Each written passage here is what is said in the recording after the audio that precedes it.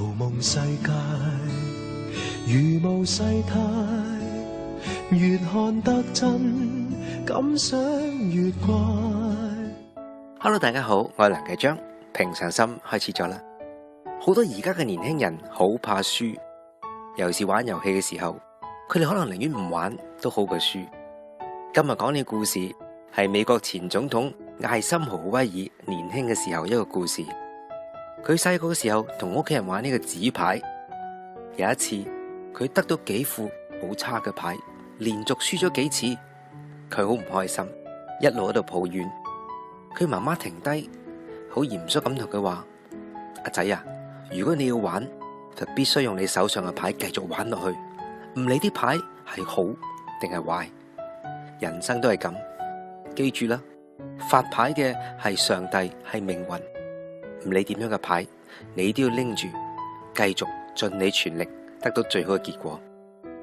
過咗好多年之後，艾森豪威爾一直記住媽媽嘅說話，從來冇對生活有任何嘅抱怨。相反，佢總係用最積極嘅態度迎接命運每一次嘅挑戰，盡力做好每一件事。真係㗎，有時我哋都會埋怨，哎呀，點解人哋咁好彩，自己咁唔好彩？人哋間公司咁努力，自己間公司好似乜嘢都唔得咁樣，對人生好多自暴自棄，而唔知道性格其實決定命運。明白手裏邊揸嘅牌係命運發俾我哋，唔理點樣嘅牌都必須拎住，同埋用自己最大嘅努力去得到最好嘅結果。我哋嘅努力就可以改變我哋嘅命運。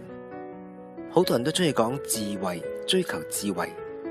人生最終追求嘅其實唔係財富，唔係健康，係智慧。有智慧嘅人唔單止表現喺對人、對自己、對事，而且就算有一日當我哋健康慢慢消失，就算當我哋生命向終點行去嘅時候，都可以用自己嘅智慧安詳咁面對一切結局。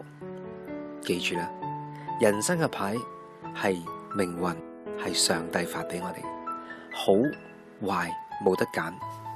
我哋出生已經注定咗喺呢一個家庭，有一個父母係而家嘅父母，好多嘢都係鋪排好噶啦。